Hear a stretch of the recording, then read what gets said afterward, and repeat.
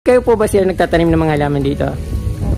Ang ganda po ng tanim nyo. Kasi ako po, gardenero din ako, vlogger na gardenero. So magaganda rin yung, maganda po yung garden nyo. Iba to ka-from, di napakaganda nito.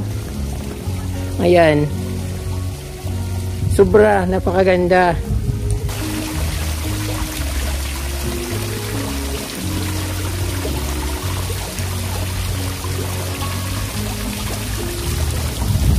Madalas po kayo dito?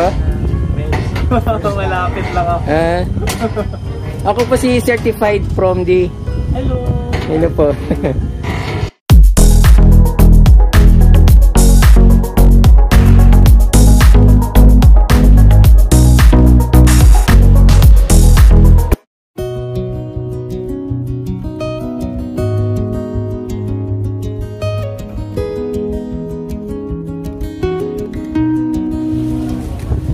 Hello mga ka-from, magandang araw sa inyong lahat. Andito po ako sa Pacul, Naga City sa isang napakagandang coffee shop at napakalawak. So ka-from, kaya ako pumunta dito dahil gusto kong ipakita sa inyo yung views, yung mga scenery dito, overlooking Mount Isarog, saka napakagandang mga halaman. So yun naman palagi ka-from, yung aking sadya, yung napakagandang landscape at mga halaman na nagagandahan. So ngayon ka-from, yun ang ipapakita ko sa inyo at syempre isa-isahin ko. So ngayon ka-from, kung nasa Naga City kayo, madali lang pong pumunta dito sa Pacul. So alam niyo na po yung Pacul, kilometer 5. So kung nandun naman po kayo sa iba't ibang lugar ng Camarines Sur, dito po sa Pacul, Naga City, matatagpuan yung Pin Cafe. So ayun, napakaganda po ng scenery dito, yung hangin niya, yung parang yun, nararamdaman ko nga. So rinig na rinig sa video yung hangin niya. So yung hangin niya parang Tagaytay City at napakalakas. Yung ano nga lang, medyo maulap ngayon at medyo umaambon. So hindi nakikita yung Mount Isarog. So actually overlooking Mount Isarog dito. Yun din talaga ang gusto ko kasi mahilig ako sa nature. At syempre yung mga makukulay na halaman. At ayun, ka-from, talagang ma-miss kayo at magugustuhan nyo itong lugar na ito. Kaya kung nasa bakasyon kayo, dahil summer naman ngayon, pumunta po kayo dito sa Pin Cafe sa Pacul, Naga City, kilometer 5. Napakadaling puntahan kasi pinakadulo siya. So na yun, wala nang ibang mapupuntahan dito kundi yun lang. So ang mga pupunta dito from so mostly mga alam niyo na, mga rich, mga dikotse. So ako naglalakad lang ako, kaya okay lang, hindi naman nila ako kilala kung sino ako. Makita man nila ako naglalakad sa kalye, okay lang. So tara ka-from, samahan niyo ako mag-ikot dito sa buong ground ng Pin Cafe dito sa Pacul, Naga City. Summer ngayon, tamang-tama at malamig yung weather dito ka-from, malakas yung hangin at napakaganda ng mga tanawin, lalo't dito sa sa ibabaw ng bundok. Ayan.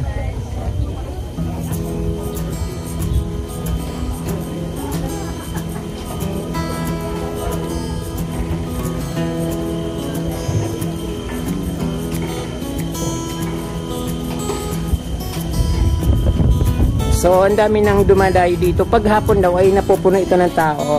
Kaya lang ngayon ay tanghaling tapat, kaya lang medyo makulimlim at madilim yung panahon. So, umambo ng konti. Hi, sir.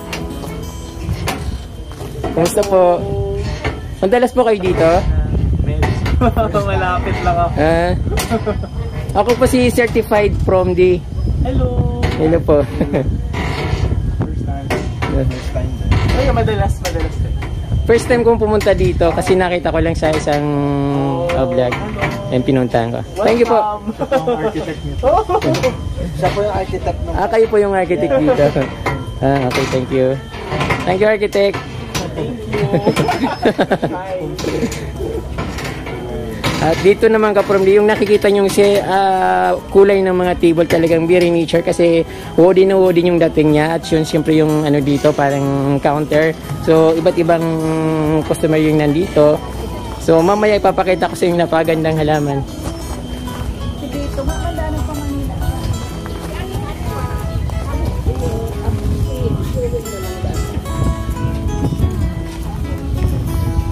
Ka-from, pupunta na tayo dito sa baba at papakita ko na sa inyong napakagandang mga tanawin dito.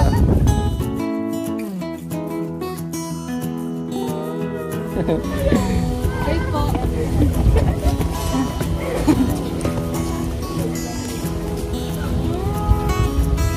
So dito pa lang makikita mo na yung napakagandang ano niya, hagdanan, stairs niya. Napakakulay at wooden yung dating.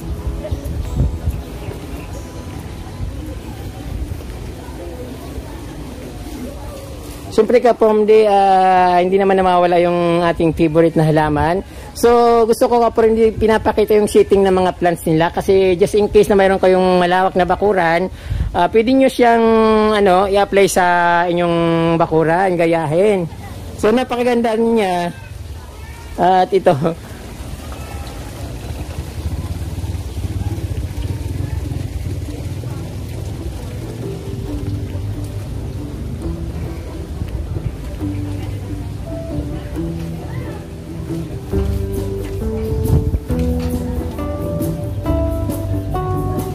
So very amazing.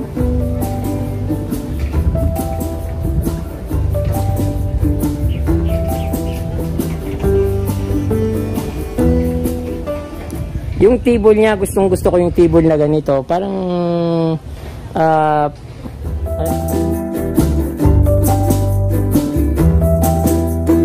akasya lang yata ito. Pero ang ganda niya, parang parang steak. T-bone.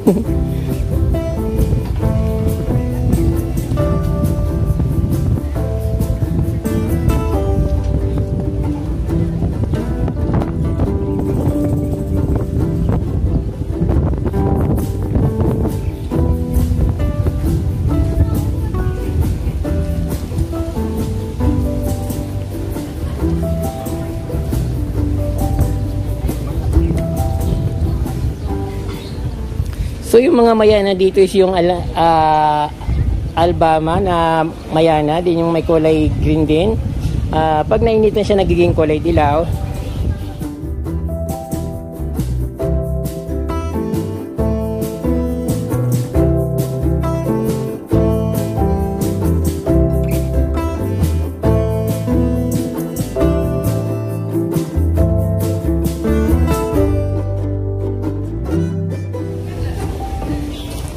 Punta naman tayo dito Kaprom D sa medyo pababa dahil mas maganda dito dahil napakalawak talaga Kaprom D. May enjoy nyo kung pupunta kayo dito.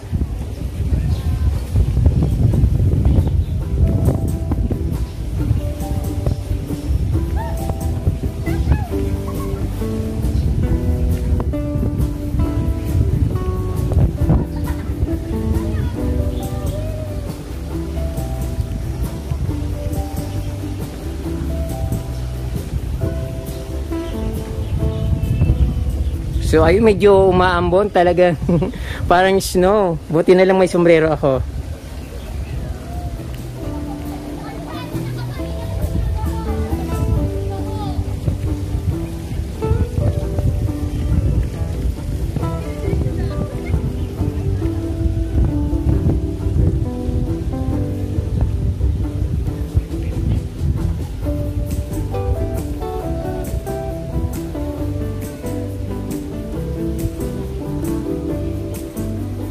So, mostly Kaprom D yung mga dito, halaman, mga mayana. So, talagang maganda yung mayana Kaprom D kasi mas maganda siyang tingnan sa malawak na garden katulad nito.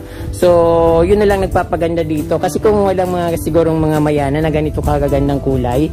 So, walang dating yung yung garden dito. So, the best talaga yung mayana sa gardening.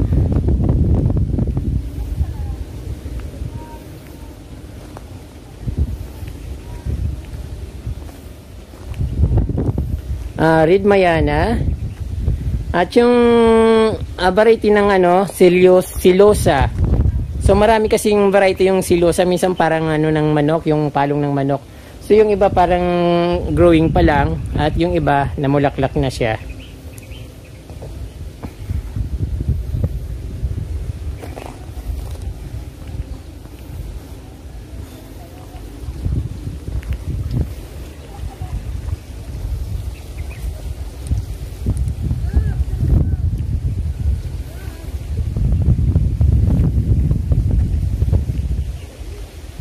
Wow, nakakaano naman dito.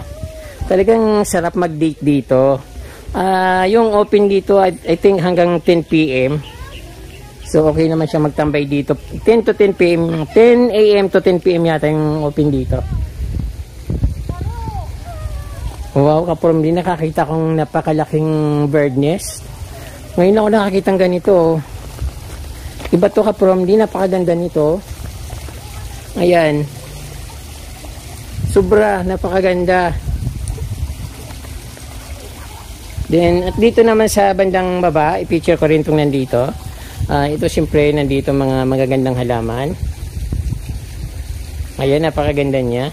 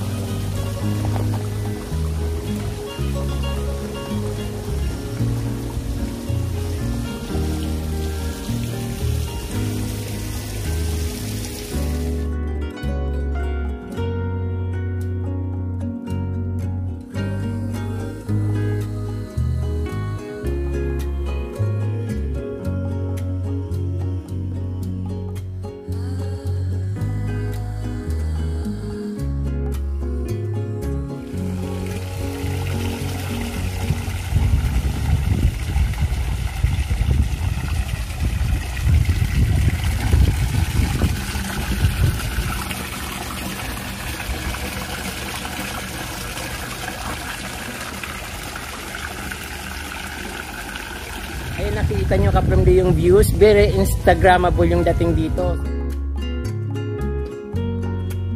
At napakaraming makikita dito. So, kahit saan ka pumunta, kahit saang anggulo, pwede ka magpa-picture. Lahat Instagrammable yung dating. Napakaganda. Kaya kaprom di kung nandito lang kayo sa Naga, sa Bicol, Camarines or sa Albay, tara na dito sa Pen Cafe dito sa Pacol Road, Naga City sa kilometer 5. Sir, kailan po ito nag-open?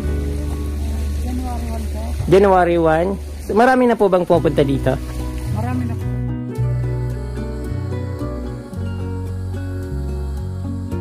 Anong oras po ang open sa ka-close ng... Umpisa po umaga, 10 po, 10 to 10. 10 ng umaga hanggang 10 ng gabi. So, okay naman po yung security dito. Maganda naman po. Maganda lang po. Opo, saan napakataas ng wala naman sigurong papasok dito. Wala lang. Saka napakaganda ng... ikaw po ba siya nagtatanim ng mga halaman dito? Okay. Ang ganda po ng tanim nyo. Kasi ako po, gardenero din ako. Vlogger na gardenero. So, magaganda rin yung... Maganda po yung garden nyo. Salamat.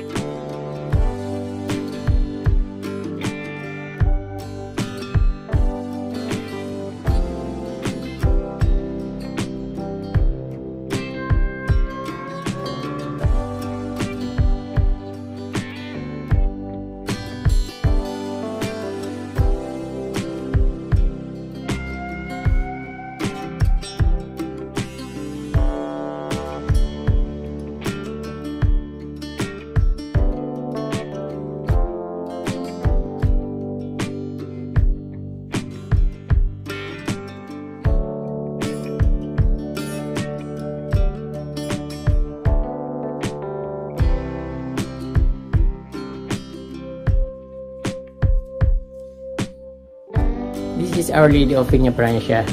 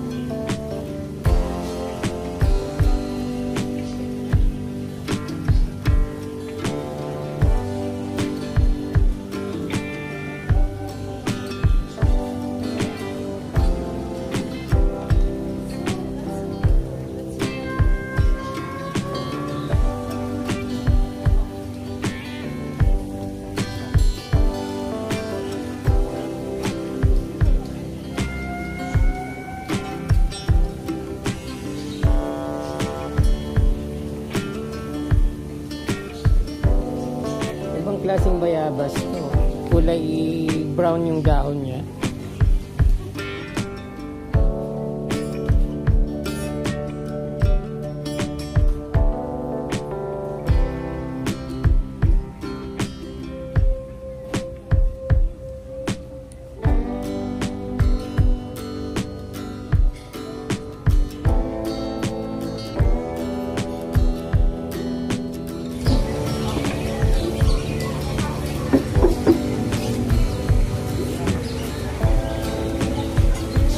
Thank you.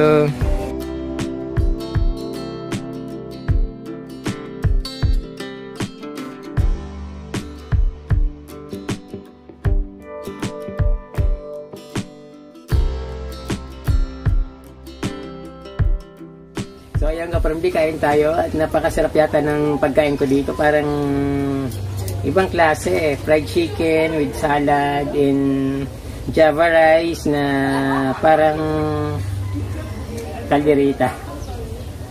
So, yun pa kasarap. Tikman ko nga to. So, actually, ang lamig ng ng juice nila. Ay, yung drinks nila. So, bawal to sa akin. Pero okay lang. Uwi na lang ako. At doon na lang sa bahay na rin siguro ako ubuhin. Ayan, perfect coffee iced coffee na may milk. Napakasarap ka-Permdi. So, 100 pesos ito.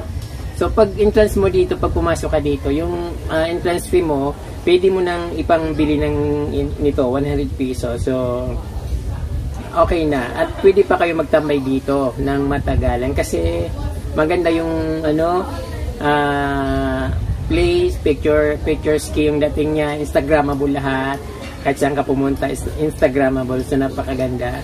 At ma-enjoy nyo. Kung ilang kayong pumunta dito, ma-enjoy nyo. Pwede rin kayo mag-celebrate ng birthday dito kasi napakaluwag at maraming table.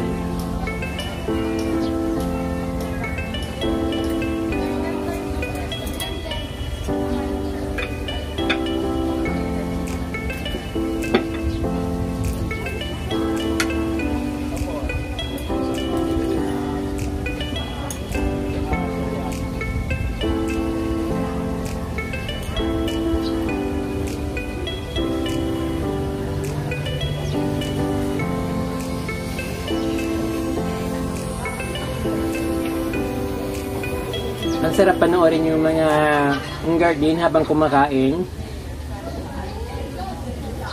Tapos ang banda doon makikita mo yung Isarog, Mount Isarog. Tapos open field. Tapos greenish yung nakapaligid. Sa baba, namumutik-tik sa mga kulay na halaman yung makikita mo, napakaganda. Sarap mag-date. Siguro lalo pag medyo gabi na. Tapos kasama mo yung loved ones mo. Then, very sweet.